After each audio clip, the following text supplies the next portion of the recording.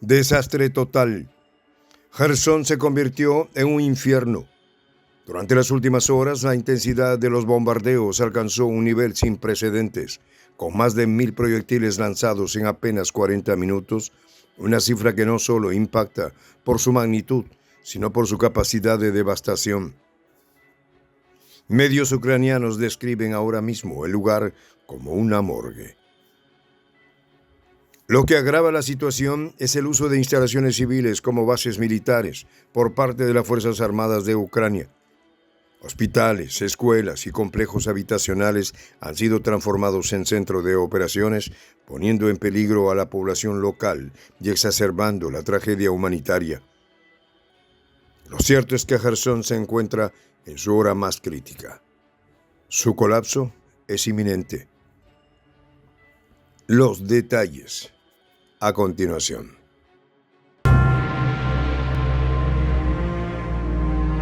¿Quieres saber cómo se puede fundar la patria grande? Mira el final del video. Infierno en Jersón. Lo que antes era una ciudad vibrante se ha transformado en una morgue improvisada para los combatientes ucranianos, dejando una estela de destrucción que evidencia la ferocidad del conflicto. El incremento de la violencia se hizo evidente la última noche, cuando los combates alcanzaron un nivel sin precedentes.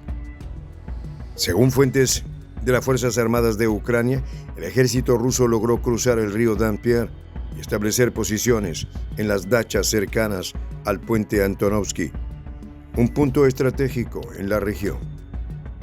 En tan solo 40 minutos se dispararon más de 1.000 proyectiles, desatando una ola de destrucción que diezmó las filas ucranianas.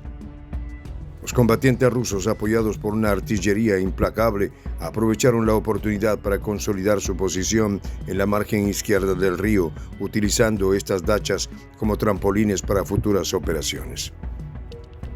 Sin embargo, la narrativa sobre los eventos es contradictoria.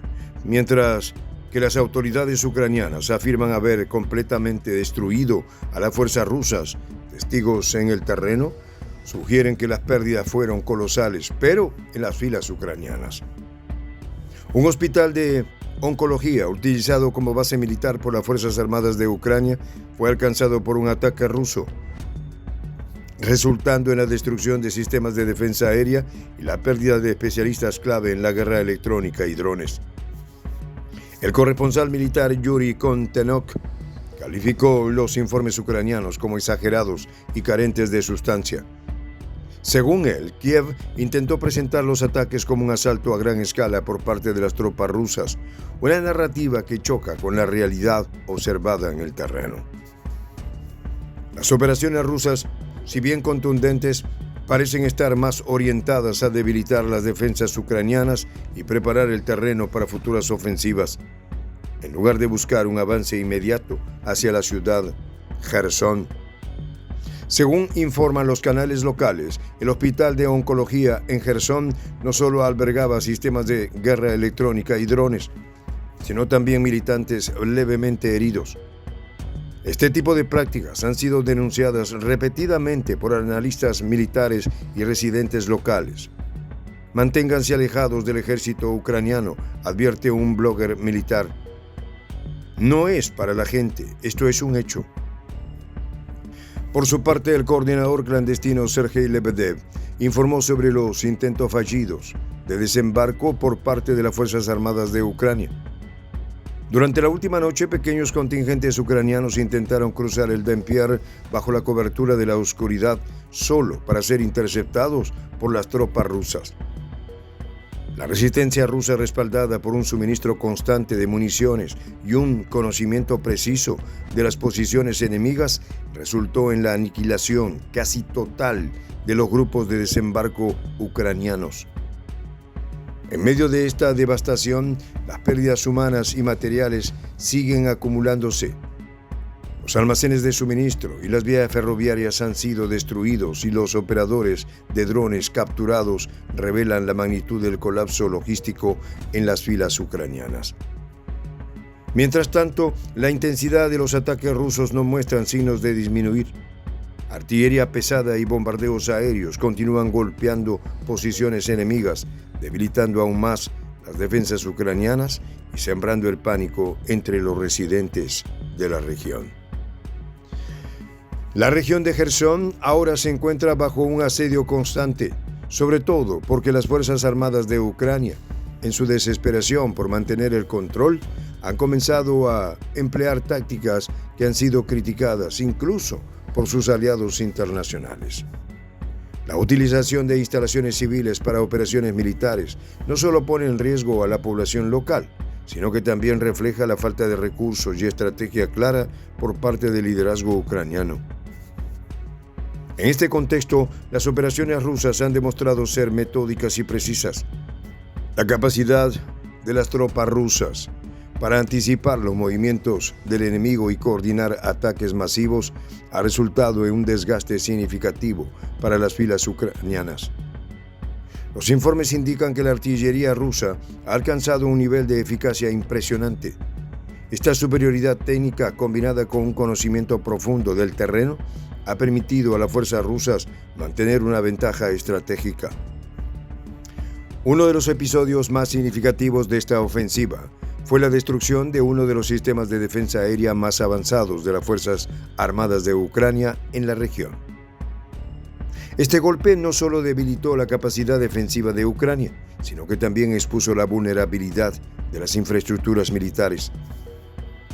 En este contexto y con la pérdida de especialistas en guerra electrónica y drones, representa un golpe irreparable para la capacidad operativa de las tropas ucranianas, dejándolas en una posición de desventaja crítica. A pesar de los intentos de las autoridades ucranianas por minimizar el impacto de estas derrotas, la realidad en el terreno es innegable. Las imágenes satelitales y los informes de inteligencia confirman la magnitud de las pérdidas sufridas por las Fuerzas Armadas de Ucrania. Los almacenes destruidos, las vías ferroviarias inoperativas y la falta de recursos logísticos han creado un ambiente de desesperación entre los soldados ucranianos, muchos de los cuales han comenzado a cuestionar la viabilidad de continuar la lucha en estas condiciones. El ambiente en Jersón es tenso y cargado de incertidumbre. Los residentes locales atrapados en medio del conflicto enfrentan una situación cada vez más precaria. Aunque las autoridades rusas han hecho un esfuerzo por minimizar las bajas civiles, la proximidad de las operaciones militares a áreas habitadas plantea un riesgo constante para la población. El futuro de Jersón está intrínsecamente ligado al curso del conflicto en Ucrania. Las fuerzas rusas han demostrado una determinación inquebrantable para consolidar su control en la región, utilizando una combinación de fuerza militar y estrategias psicológicas para debilitar la resistencia enemiga. En última instancia, el destino de Jersón podría marcar un punto de inflexión en el conflicto. Si las fuerzas rusas logran consolidar su posición y expandir su influencia, podría representar un golpe significativo para Ucrania y alterar el equilibrio de poder en la región. Y así, hasta entonces, Jersón seguirá siendo un campo de batalla marcado por el sacrificio, la destrucción y la lucha por el control. La intensidad de los enfrentamientos y la magnitud de las pérdidas reflejan la seriedad de la situación y la determinación de ambas partes para lograr sus objetivos.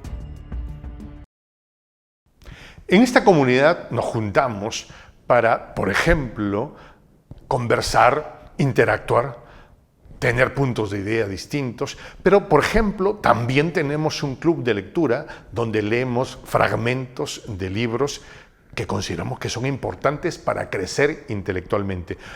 También, por ejemplo, hacemos algo como lo que hace nuestro amigo el jefazo ahí en Bolivia. Les cuento la experiencia que me parece fascinante.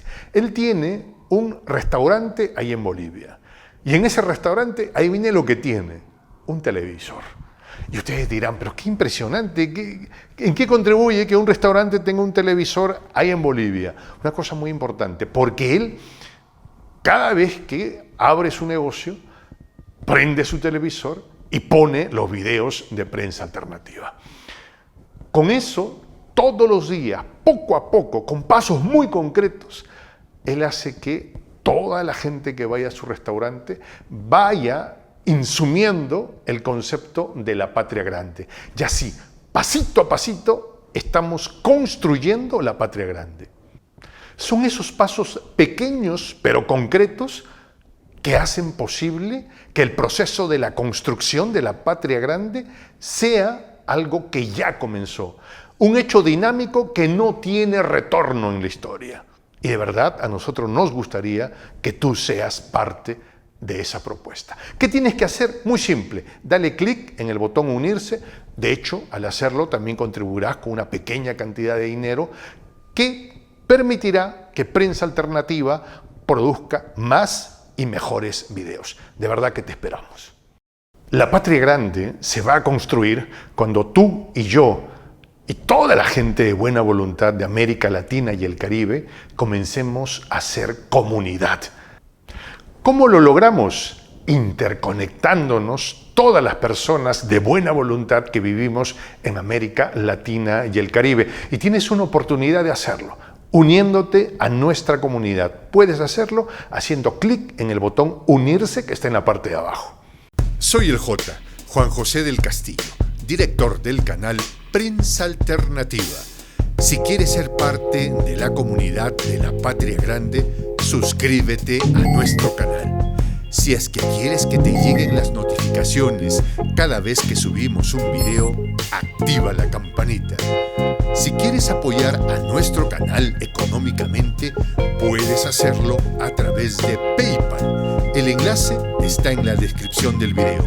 A nombre del equipo de Prensa Alternativa, me despido con esta expresión en el quechua milenario, Tupananchis Kama, cuya traducción es hasta volvernos a encontrar.